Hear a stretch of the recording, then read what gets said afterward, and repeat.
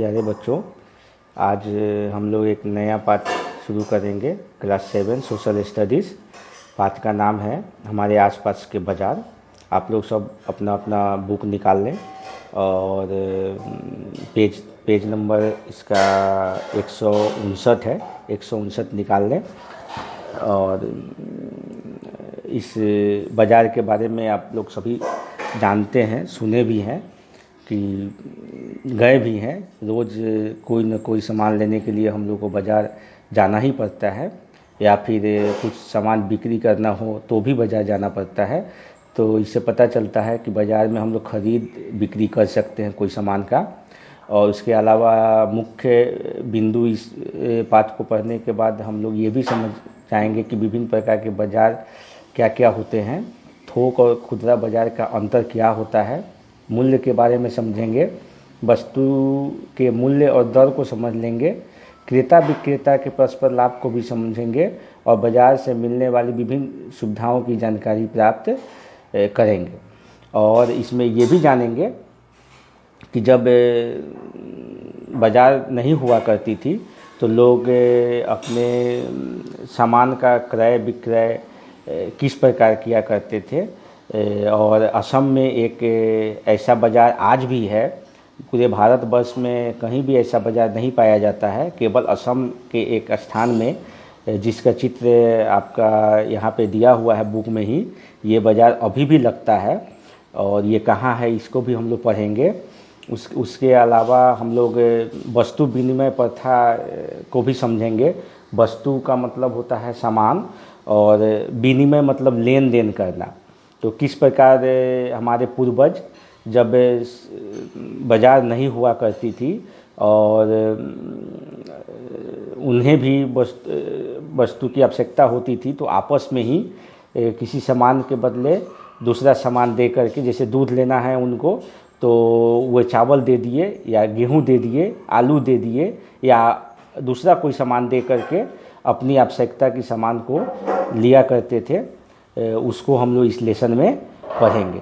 तो आइए इस लेसन को शुरुआत करते हैं। इसमें है कि इससे पूर्व आप लोगों को बाज़ार के विषय में कुछ जानकारी मिल चुकी है। चावल दाल बिस्कुट चाय पत्ती चीनी मसाला साग सब्जी साबुन टूथपेस्ट नोटबुक कॉपी किताब कपड़े वगैरह बाज़ार से ही तो खरीद कर लाते हैं, है कि नहीं। आप सब ज़रा सोच कर देखें तो बाज़ार से खरीद कर लाने वाली सामग्रियों की तालिका कितनी लंबी हो सकती है। बाज़ार कहने से साधारणतः एक ऐसे छोटे से भूखंड का पता चलता है जहां क्रेता और विक्रेता आपस में मिलते हैं। क्रेता का मतलब होता है खरीदने वाला और विक्रेता का मतलब होता है बेचने वाला, और रुपया पैसा या मुद्रा के माध्यम से विभिन्न प्रकार की सामग्रियों की खरीद बिक्री होती थी। तो अभी हमने आपको पहले बताया कि विनिमय पर था। तो जिस समय मुद्रा रुपया पैसा बाज़ार में नहीं हुआ करता था, लोगों के पास नहीं थी, सरकारें नहीं हुआ करती थी, तो उस समय वस्तु विनिमय प्रथा प्रचलित था समाज में। तो उसको भी पढ़ेंगे हम लोग। अति प्राचीन काल में मानव समाज में रुपया पैसा या मुद्रा का प्रचलन नहीं था। उस समय लोग वस्तु के बदले वस्तु का लेन देन किया करते थे। अपनी वस्तुओं को दूसरों की वस्तुओं के साथ अदला बदली करके अपनी आवश्यकताओं की पूर्ति किया करते थे। इस प्रथा को हम लोग वस्तु विनिमय प्रथा कहते हैं। अब यहाँ पे ये प्रश्न है कि वस्तु विनिमय प्रथा किसे कहते हैं। तो ये आप इसका उत्तर लिख सकते हैं कि अपनी वस्तुओं की दूसरों की वस्तुओं के साथ अदला बदली करके अपनी आवश्यकताओं की पूर्ति करना ही वस्तु विनिमय प्रथा कहलाता था या कहलाता है। वस्तु विनिमय प्रथा बाजार की अति प्राचीन प्रथा, प्राचीन मतलब पुराना, जिस समय बाजारें तो थी लेकिन रुपया पैसा नहीं था। ये देखिए, ये एक स्थान है असम के मोरीगांव जिले के जागी रोड के पास। स्थान का नाम है जोनबिल के किनारे माघ बिहू के कुछ ही दिनों बाद एक मेला लगता है। माघ बिहू जो होता है हम लोग का जनवरी महीना में, उसके ठीक बाद में एक मेला लगता है और इस मेले में एक बड़ा बाज़ार भी लगता है। और इसमें कुछ जनजातियां हैं, पहाड़ी जनजातियां, इनका नाम है तीवा कार्बी खासी जयंती। ये लोग अपने अपने सामान का खरीद बिक्री करते हैं, वस्तु विनिमय के द्वारा, उसमें रुपया पैसा का लेन देन नहीं होता है। यहाँ पर ये लोग परस्पर वस्तु विनिमय करते हैं। तीवा जनगोष्ठी का एक अपना वार्षिक कर इसी बाजार से वसूलता है। इन पंक्तियों के ऊपर इसी विख्यात जोनबिल मेला का चित्र दिया गया है। समग्र भारत में आज यही एकमात्र बाजार है जहाँ वस्तु विनिमय प्रथा चलती है। बाद बाकी जितने भी बाज़ारें हुआ करती थी वे सारी की सारी बाज़ार बंद हो चुकी है।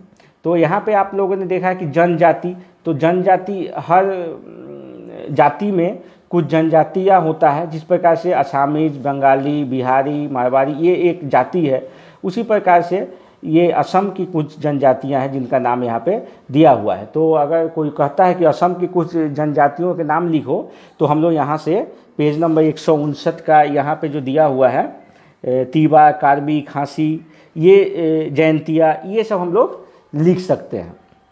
और चित्र भी आपने देखा है। अब है समय के परिवर्तन के साथ साथ बाजार का स्वरूप भी परिवर्तित होता गया। हमारी आवश्यकताएं भी तो दिन प्रतिदिन बढ़ती गई।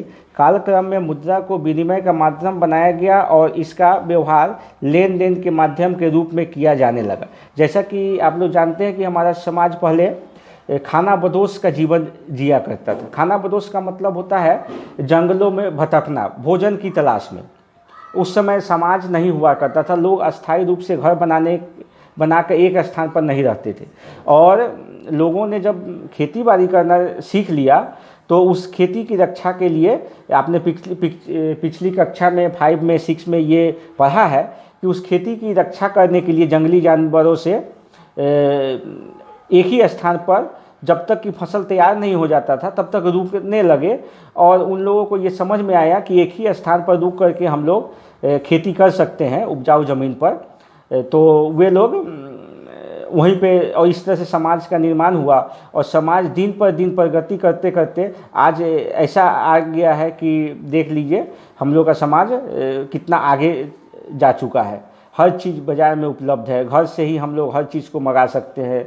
तो ये दिन पर दिन एक ही दिन में नहीं हुआ है, इसमें बहुत समय लगा। तो बाज़ार में वस्तुओं के अलावा विभिन्न प्रकार की सेवाओं का भी क्रय किया जाता है। अब सेवा कहने से आपको समझ में आएगा कि सेवा क्या है। हम लोग अपने माता पिता का भी सेवा करते हैं। तो इसी प्रकार से सेवा है जो हम लोग सेवा लेते हैं, लेकिन उसके बदले में हमें पैसा दे करके उसका मूल्य चुकाना पड़ता है।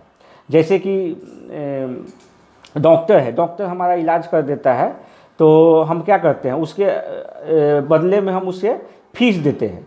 तो गत श्रेणी में, मतलब पिछली श्रेणी में आप लोग शिक्षा, संचार, चिकित्सा, बैंक, परिवहन आदि विभिन्न प्रकार की सेवा क्षेत्रों के बारे में पढ़ चुके हैं। हम लोग इन सेवाओं का क्रय करते हैं। क्रय मतलब रुपया दे करके उसे खरीदते हैं। जैसे कि बाजार बीमार पड़ने पर हम डॉक्टर के पास जाते हैं और डॉक्टर हमें चिकित्सा सेवा उपलब्ध कराता है। हम डॉक्टर को जो फीस देते हैं वही इस सेवा का मूल्य होता है। इसी प्रकार हम लोग वकील की सेवा लेते हैं, पेयजल आपूर्ति की सेवा लेते हैं, परिवहन सेवा लेते हैं। जैसे परिवहन का मतलब हो गया गाड़ी में कहीं आते जाते हैं, ट्रेन से कहीं आते जाते हैं, ये परिवहन सेवा होता है। तो उसमें हम लोग को पैसा किराया देना पड़ता है। विद्युत सेवा, हम लोग के घर में विद्युत है, इलेक्ट्रिसिटी के लिए हम लोग को बिल चुकाना पड़ता है। बिल नहीं देंगे तो ये सेवा हमको उपलब्ध नहीं हो पाएगी, हम लोग के घर का लाइट कट जाएगा। तो हर चीज़ के लिए हम लोग को टेलीफोन सेवा है, मोबाइल सेवा है, 1 महीना में हम लोग का ख़त्म होता है, फिर हम लोग को रिचार्ज करवाना पड़ता है। तो इन सेवाओं का क्रय हम मुद्रा या रुपया के माध्यम से करते हैं। अतः बाजार कहने से आज हम लोग मुद्रा के माध्यम से वस्तु और सेवा क्रय विक्रय की व्यवस्था को ही समझते हैं। तो बाज़ार का मतलब आप लोगों को समझ में आ गया होगा कि बाज़ार होता क्या है। बाज़ार एक ऐसा स्थान है जहाँ पे हम लोग अपने वस्तु को बेच सकते हैं या फिर वहाँ से वस्तु को, अपनी आवश्यकता की वस्तु को खरीद कर ला सकते हैं। तो साधारण भाषा में बाज़ार किसे कहते हैं ये आप लोगों को समझ में आ गया होगा। और वस्तु विनिमय प्रथा भी आप लोगों को समझ में आ गया होगा, है। और क्रियाकलाप में यहाँ पे दिया है कि मुद्रा के अभाव में वस्तु या सेवा के क्रय विक्रय के क्षेत्र में कौन सी समस्याओं का सामना करना पड़ता था। इस विषय में शिक्षक से चर्चा का एक टिप्पणी लिखना है, लेकिन मैं चाहता हूं कि आप लोग कोशिश करें कि मुद्रा के अभाव में वस्तु या सेवा के क्रय विक्रय मतलब खरीद बिक्री में जिस समय मुद्रा नहीं था, रुपया पैसा नहीं था, तो किस प्रकार की परेशानियां हमें झेलनी पड़ती थी। तो ये आप लोग एक बार कोशिश कीजिए। जो बच्चे सकते हैं वे लिख करके भेजेंगे और जो नहीं सकते हैं उनको मैं अगली कक्षा में बताऊंगा। धन्यवाद।